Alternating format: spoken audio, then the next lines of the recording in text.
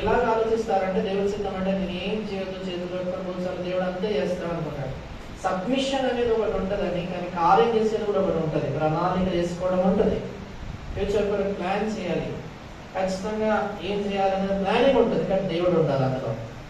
చూడండి యాకోబు పత్రిక చదవండి 4వ అధ్యాయం 13వ వచనం. యాకోబు 4:13. తేడా ఏంటి? అయినా నేడైనా రేపైనా ఒక స్థలానికి వెళ్ళి వ్యాపారం చేస్తాము, లాభం సంపాదిస్తాము అని చెప్పాడు, ప్లాన్ చేస్తున్నాడు.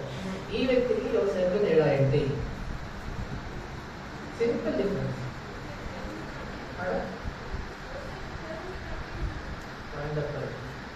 యోసేపు ప్లాన్ వేసాడు కానీ దేవుడు ప్లాన్, ఈయన ప్లాన్ వేసుకున్నాడు కానీ దేవుడు లేడు.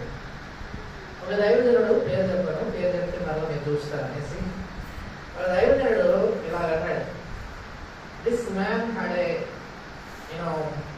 First of all a place, he planned a place, ఒకనొక స్థలం, he planned a period, రేపైనా